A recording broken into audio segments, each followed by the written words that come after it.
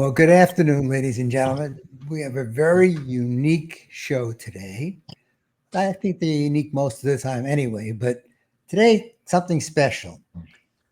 Probably of the two hot spots in the world today, one is the Middle East, and the other is certainly Ukraine. So we hear about Ukraine, the invasion, and all the things that are going on, but we only hear it from other sources, and some of it's the spin and bias. So I invited a Ukrainian person, somebody who's really familiar with the Ukraine. She happens to be a lawyer and here. And so I'm going to introduce her to you. Her name is Victoria Zdrok.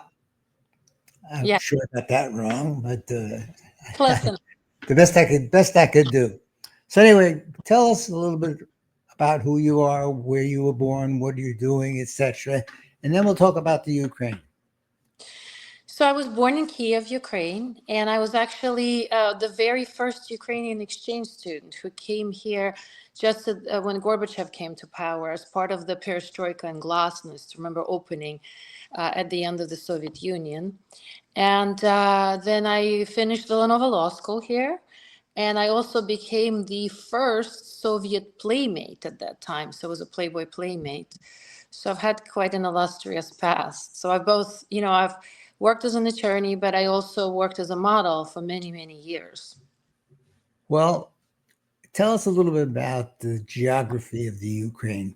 We know it's basically someplace in Europe, but the public generally doesn't know where the borders are. So tell us a little bit about the geography. Yeah, so Ukraine was part of the former USSR. It's part of the three Slavic republics, Russia, Ukraine, and Belarus, or otherwise known as White Russia. And Ukraine is actually on the border of Poland. So Ukrainian language is sort of part Russian, part Polish. A lot of the words are similar to Polish language. So that's the interesting part. So right now, the war and the contention is over the eastern Ukraine, the one that is closer to Russia. The western Ukraine, the one that's Lviv, that's closer to Warsaw, that part of Ukraine is not under contention. Russia doesn't want any part of that. They're only contending the part, Crimea and other parts of the Ukraine that are closer to Russia and that are Russian speaking. Well, I've heard the term Donbass. Is that a region, a city, a state, or what? It's actually a city, but they're referring to the Donbas region. If you remember, that Russia took over Crimea quite a few years ago, and there was no resistance. In fact, I had relatives in Crimea, and after Russia took over it, there was virtually no resistance at that time. My relatives reported actually a better standard of living, so they were quite excited about that. But so Crimea was not really that contentious. But this war is, and it's over parts of Ukraine that has both heavy Russian and heavy Ukrainian population. Where's Odessa? So Odessa is on the Black Sea. And as a child, I used to go to Odessa all the time for vacation. It was a beautiful vacation spot. In fact, was very popular, just like Crimea, to go during summer on the Black Sea, very nice sea. Unfortunately, they mined the beaches in Odessa. So we don't know when it's going to be used again as a summer vacation. It's very, very unfortunate. So what started this aspect of the war, putting aside Crimea and the past? What started this phase? So it's, when during the USSR, there were 15 republics. And when Gorbachev came to power, it led to disintegration of the Soviet Union. And as part of it, first, the Latvia, Estonia, those republics left. And then other republics left, such as Georgia. I don't know if you've heard about the war with Georgia, Uzbekistan, Armenia. Well, eventually, Ukraine also gained independence, as is Belarus. However, Belarus has always remained under unofficial Russian control. Well, Putin has always dreamt of Ukraine being part of of that union with Belarus and Russia, and in fact contends in many ways that the roots of Russia and Ukraine are kind of indistinguishable. In fact, if you look far back in history, 1,500 years ago, you'll see that Russia, Belarus, and Ukraine started in the same place called Kievskaya Rus. That's where the beginnings of all three republics. So he always wanted Ukraine back. And there was a strong Russification during USSR of Kiev region and that of Donbass region. So that's what started it. As I think that Putin has never given up the dream. Remember, Putin was an old Soviet apparatchik. He was the head of the KGB and so forth. I think he's never given up the dream of having the three Soviet Slavic republics back. And do you think that was the cause of the invasion? I think that's the cause of invasion. If you remember, also Ukraine has a very very good soil. It's called Chernozem. In fact, the word is actually used in English language. So it's like the breadbasket. It used to be the breadbasket of the Slavic republics. So, and there's also other minerals and so forth. So there was definitely to Putin's advantage to take over Ukraine. And again, remember, he thought it would be a 2-week war because he thought he'd get a lot of support from Ukrainians because Crimea was so easy for him. Well, how do the Ukrainians in general feel about becoming part of Russia again? Well, majority of Ukrainians feel, they feel the same way Canadians feel about being the 51st state of USA. I mean, they don't want it. Most Ukrainians are very nationalistic. The Ukrainian language has become popular since they separated, and there's strong national pride. So, majority of Ukrainians do not want to be part of Russia. But there's a few, obviously, and some of them still, there are people who yearn for socialism to be back. And there are some that want the reunification with Russia because they feel that, people were better off in the USSR. So there's always those. There are dissenters for sure. Well, if there was to be an election today in the Ukraine, given what's gone on for the last 3 years, how do you think it would turn out? I think most people would still vote for the independent Ukraine.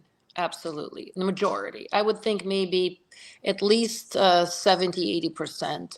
Again, it will heavily depend on the region. The Lviv region, Western Ukraine, would be 100% for independent Ukraine. Maybe some parts bordering Russia will vote for becoming part of Russia. The biggest issue is that at this point, everybody wants the war to end. And, the young people are being drafted. In fact, older men are drafted, men as old as 50 years old are being. And I don't think there are a lot of 50-year-olds who want to go fight, who've never had combat experience. Well, what would you say is Ukraine's strength?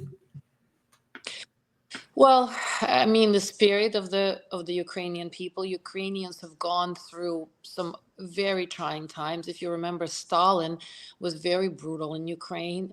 Ukraine has gone through multiple famines. So the people who survived, I mean, like 10 million people. I mean, nobody really knows the numbers of people, but it could be 10, could be 20, died in in Russia-induced Golodomor or Stalin-induced Golodomor or famine. So the people who survived are very resilient. They have a lot of grit. They're very strong, and their ancestors were survivors, so they're real fighters. That's really the strength of Ukraine.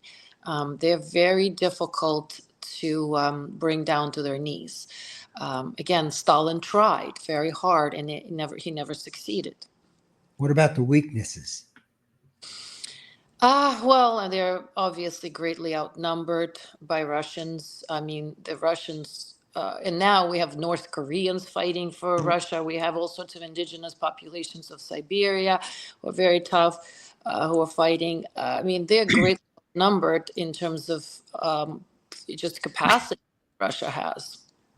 Well, if the war would end today, what kind of position would Ukraine be in the world politic?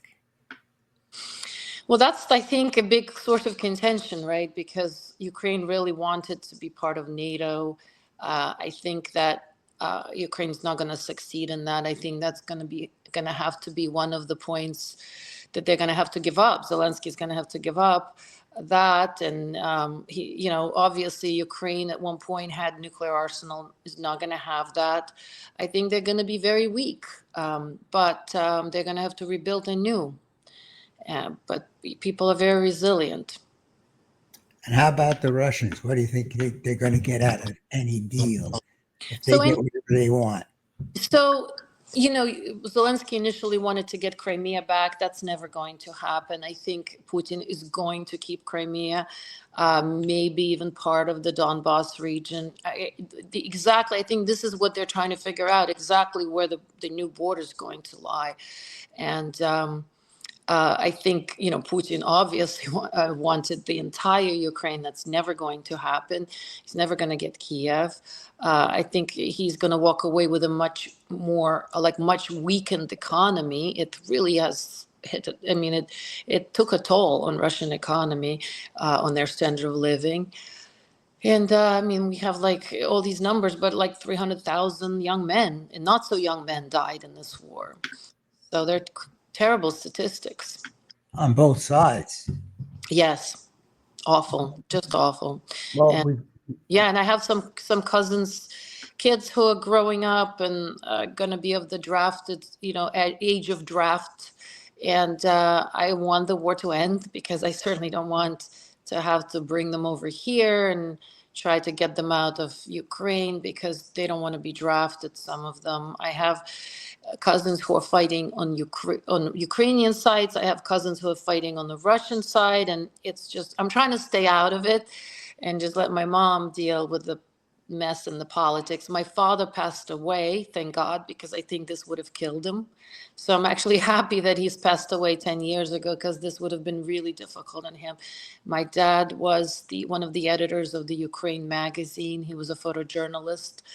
And a lot of postcards and that are out there were photographed by him. He's, like I said, worked in photojournalism for many years and was very patriotic. This would have been very hard on him. So these are the times when you're actually happy that, some of your relatives passed away because this would have been very painful on them. Well, obviously, we've just had an election here in the States, and we can see there is going to be change. Change is a pretty general term. What do you think is the difference, if there's going to be one, between the old Biden administration and President Trump? Well, I think we see that President Trump is a bit unhinged. So I think in a way, in a strange way, I think that Putin is scared of him because we know that nothing stops him. I mean, we see what he sees what he's doing with Canada. I mean, 50% tariff on steel, that's really steep. And I think that at this point, Putin cannot afford sanctions to be even worse. And I think on some level, he realizes that Trump made this promise. He made the promise that the war is going to end. He wanted to return in 24 hours. So at this point, I think nothing's going to stop him. He is on this path to end this war for better or for worse. And we don't know if it's going to be worse for us. We don't know anything, but I don't think he's going to. I don't think he's going to stop until it ends. So in some, I didn't vote for President Trump. I've met President Trump when he wasn't a president. I met him back in 1996. Not a personal fan of him as a person. However, in terms of ending this war, he may actually accomplish what he set out to do. Well, do you think he's got a personal relationship with Putin? Because the press, the media keeps talking about how he's got this love affair with Putin, Do you think there's a relationship there that could make a difference at the end of the day? I don't know if there's a personal relationship or if it's just like mutual infatuation. Or, I mean, there are some rumors that Ivanka might have been on Putin's daughter's yacht. I mean, there's some pictures. I don't know how much of it, what kind of relationships they have, if it's like personal or simply a mutual admiration. I'm not really certain of that. And again, I don't think anybody really knows. We're not going to know to what extent it's personal versus business relationship.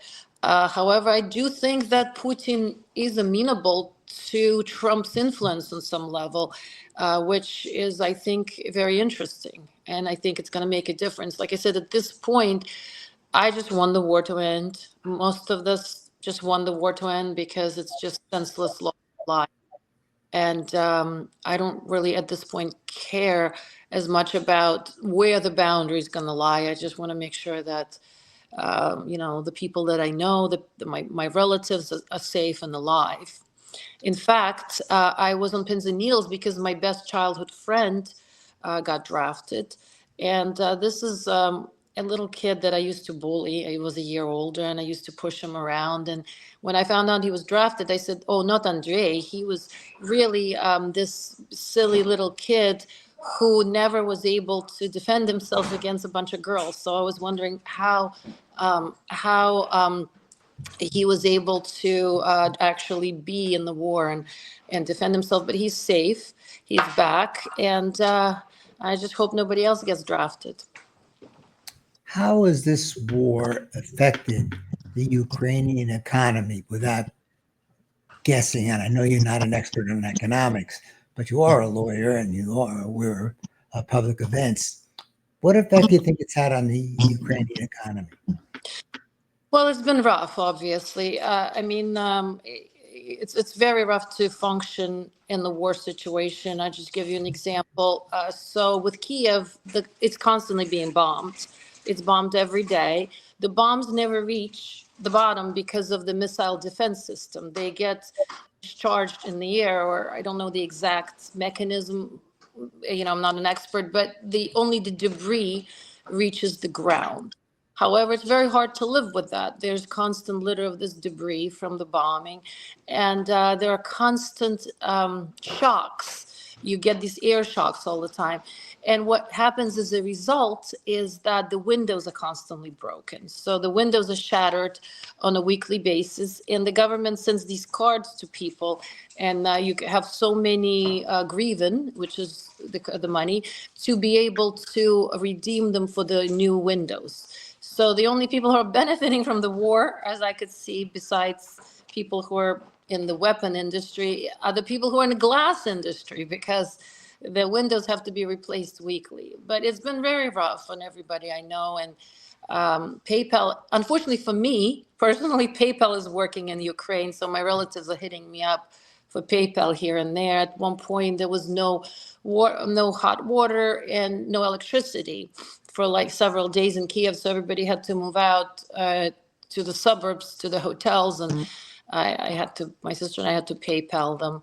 So for all the right and wrong reasons, I want the war to end, because it's costly for everyone. There's a cost to lives and there's economic cost. And, I mean, hopefully it'll be rebuilt bigger and better. However, as we know from North Korea, they still have not demined the demilitarized zone. That's how long it's taking to get all the mines removed.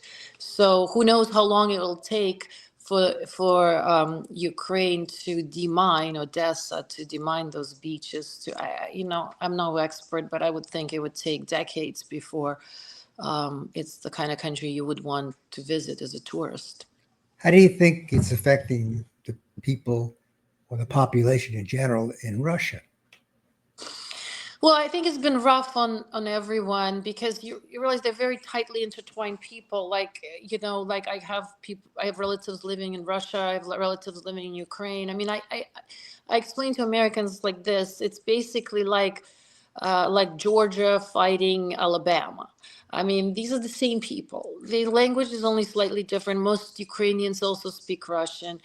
And it's just like brother fighting brother, you know what I mean? It makes kind of no sense. And it's not like we're not talking about different religious backgrounds. I mean, they're the same religion, basically, Russian Orthodox, Ukrainian Orthodox, Western Ukraine is Catholic, but Eastern Ukraine, where they're fighting, is the same religion.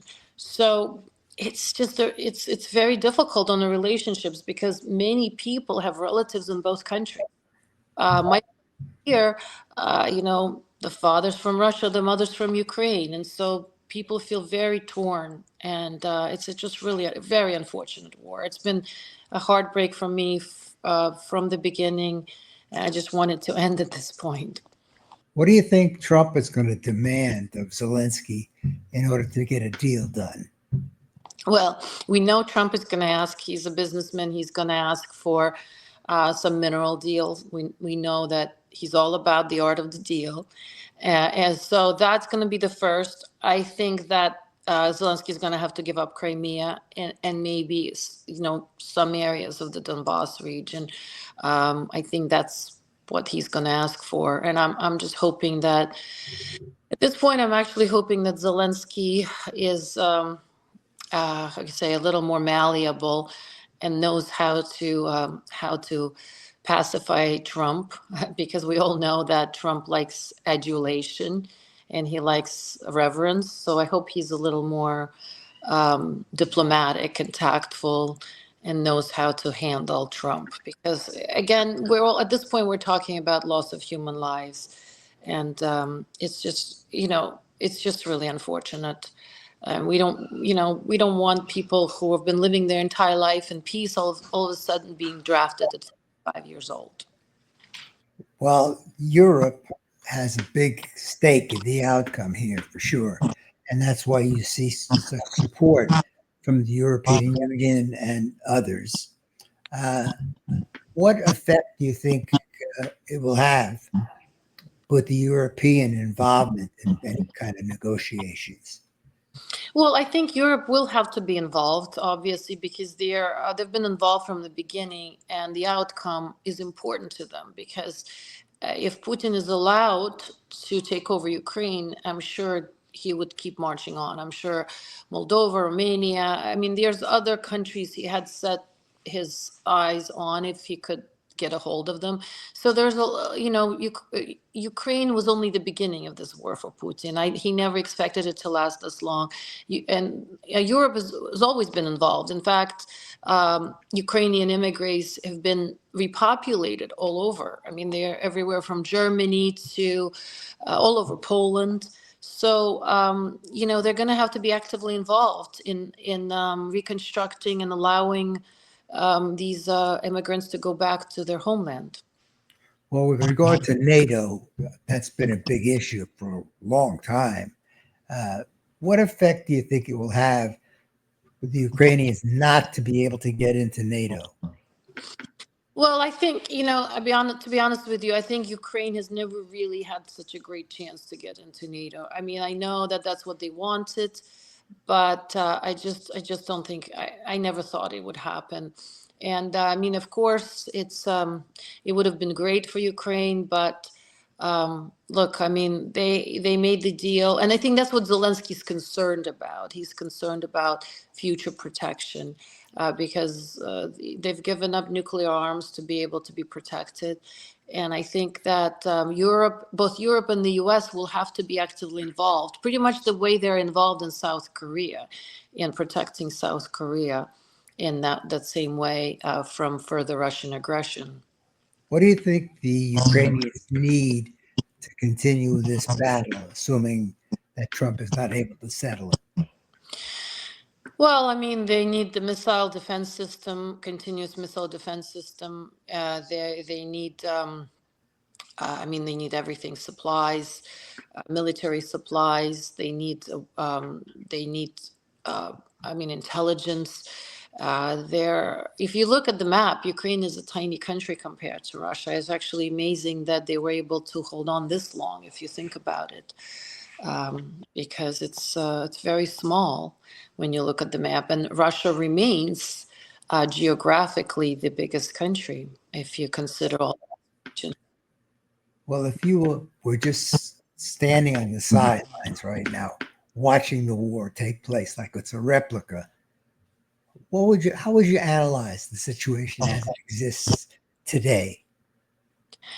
Well, I think you have to give Ukraine a tremendous credit because they were able to withstand this enormous assault from Russia, and yet they've given up very little land. If you look, I mean, considering the size of the aggressor, the might of the aggressor, and Russia violated many of the international laws in Geneva Convention to fight the way they were fighting. It was a very unfair battle in many ways.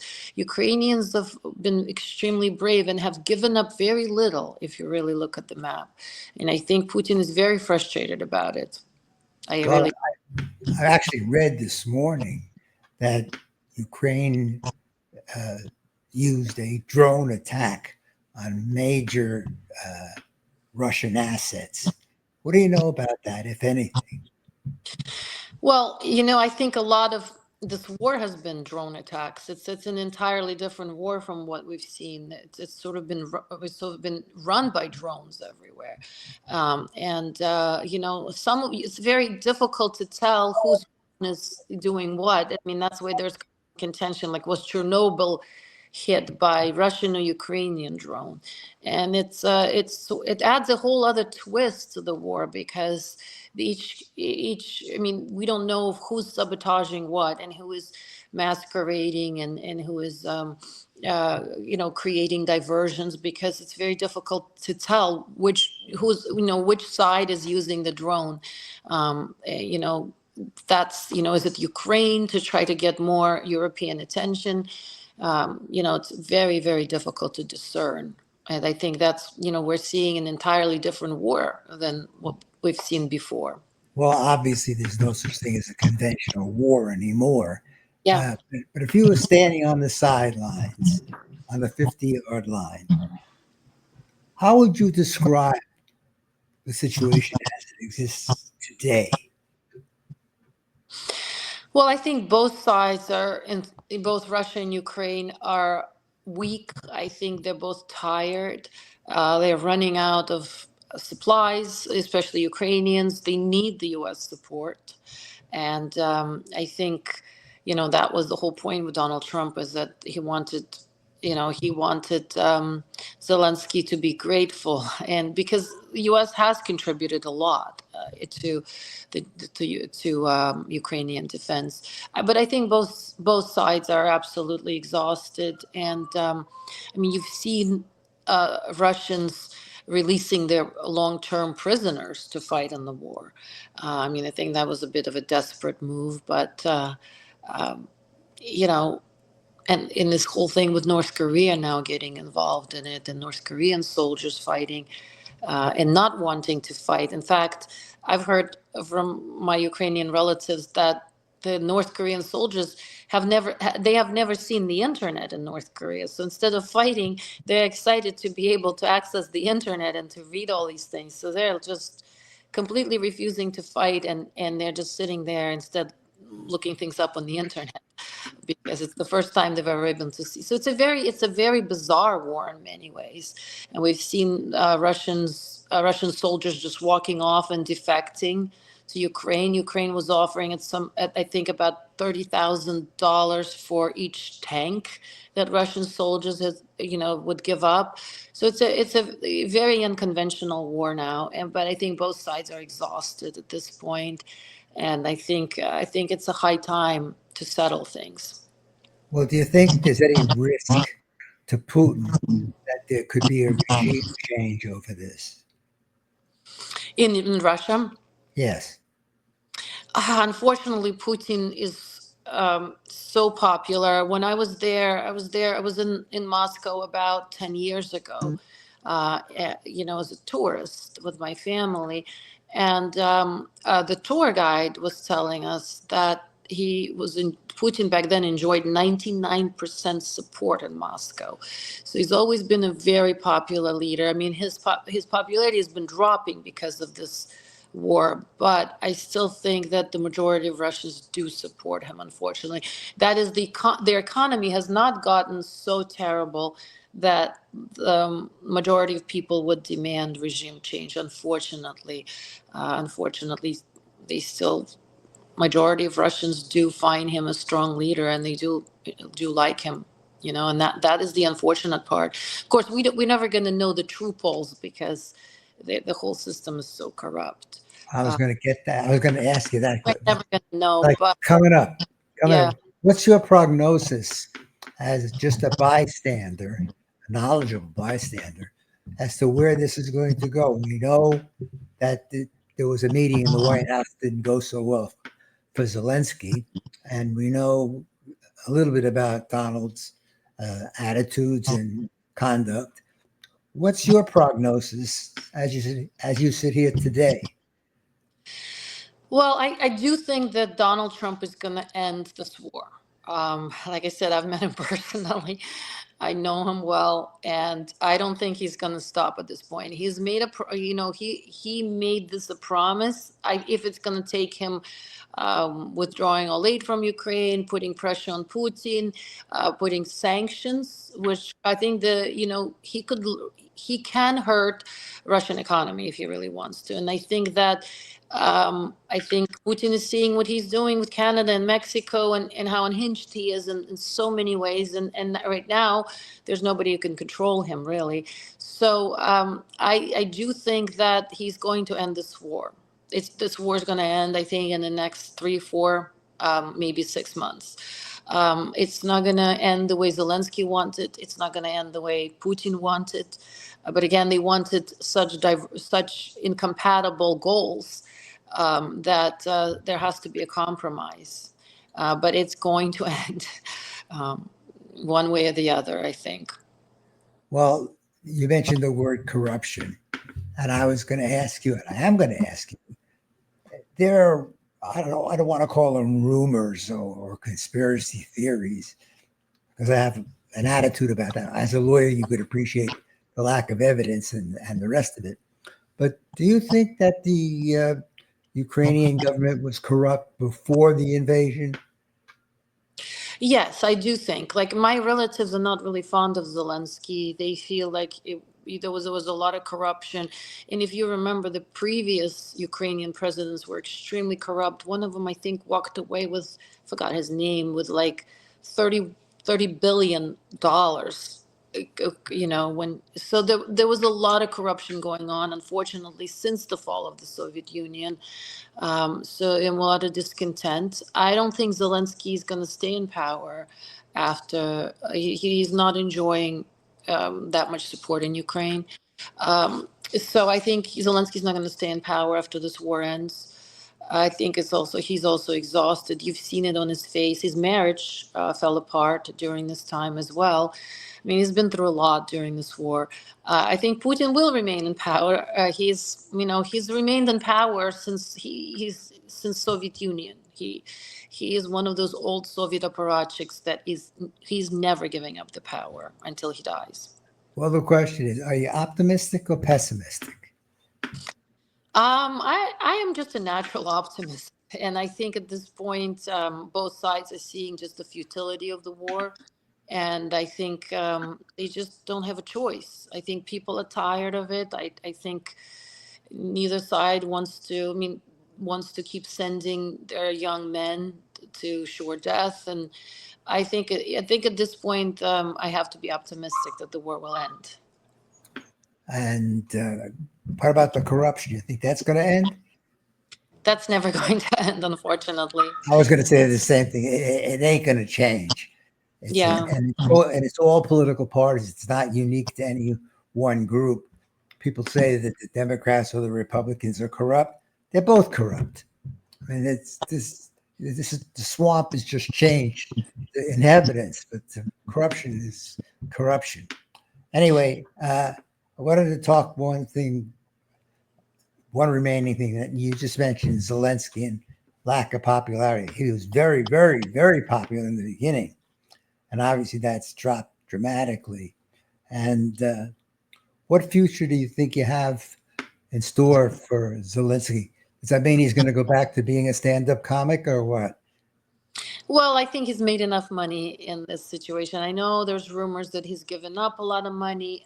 The politicians will always end up making money. There's always books and TV shows and appearances and lecture circuits.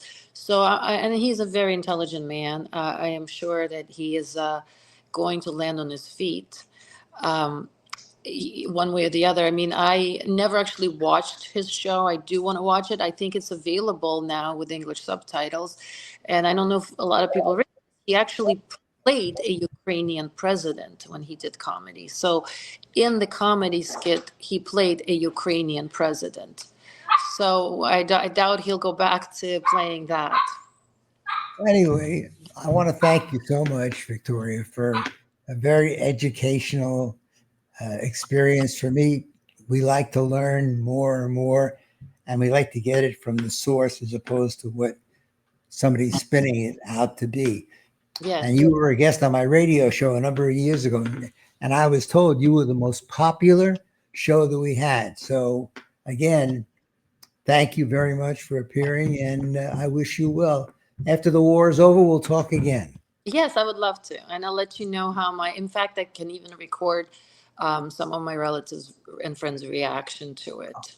Oh, that's great. Thank you very much. Talk to you again. Absolutely. Thank you so much.